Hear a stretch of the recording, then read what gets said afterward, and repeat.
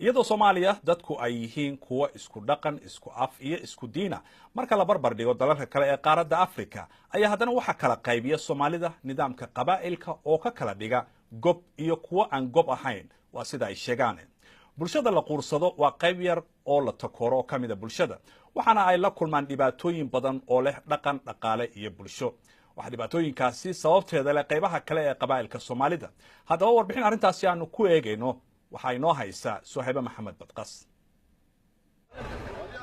guurka Soomaalida ayaan ahayn oo kaliya xiriir u dhaxeeya arooska iyo aroosada balse sidoo kale waxa uu yahay xiriir u dhaxeeya qoysas iyo qabiilo bulshada Soomaalida dhexdeeda ayaa isdhexgalka guurka ku xidida balse xaaladda qabiilka gabooyaha ayaa ka bedelan qofkii ka guursadana waxa uu halis ugu jiraa in la dayriyo Sahra oo aanan ahayn magaceeda dhabta ah ayaa waxay jeclaatay wiil gabooye ah 18 sano ka hor guurkeeda looma arkin mid lagu farxay oo mudan in loo dabaaldego balse waxa loo arkay mid ceeb iyo sharaf dhac ku ah qoyskeeda marka la weeriyay oo mula dukaanka tagalay ereeday iyagoo shan markii la ereeday markii la gaar waay markii damana aan dhacay masaaw dhacay shan mulana beer baan u dhacay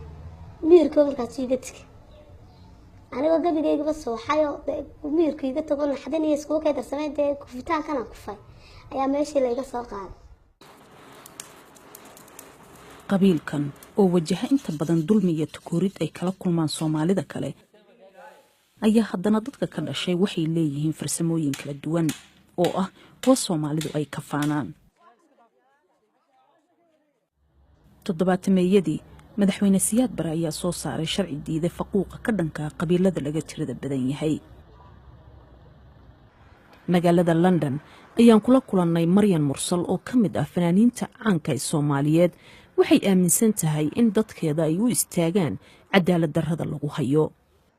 qof walba wuxuu isku sameeyay ayuu noqonayaa hadda adiga hay iska dhigtahay baa tahay hadda loo iska dhigtay loo baa tahay marka anigu waxaan dhihi lahaa dadka oo reerahan ah oo anigu aan ka tirsanahay inay isku kalsoonaadaan baan ku waanin lahaa oo nin walba qabiilkiisa ku kalsoonaado oo gacanta saas kor u hayo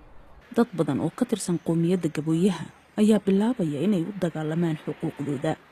xaaladda ayaana si tartiib ah isku bedelaysa balse ma fududa qarniyo badan oo ay soo socdeen faquuq in la soo afjaro aniga inaan dhalay aade ayay inaan isjeclaadeen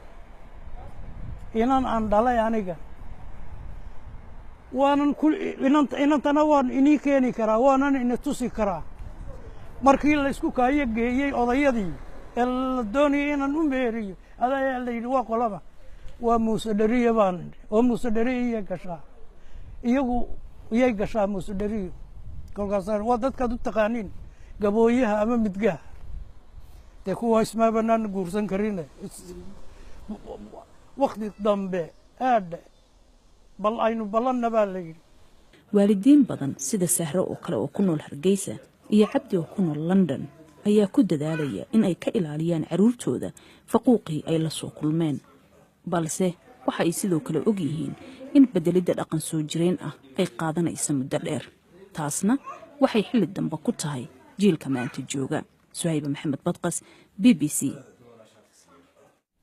haddaba si wax looga wacyigeliyo bulshada lagu hayo dhibaatadan la quursado ayaa abwaan Yuusuf Cismaan Cabdulle Yuusuf Shaacir waxa uu ka tiriyay tix gabay oo ku saabsan arrintan telefishinka BBC Somali ayuu la wadaagay gabaygaasi waana kan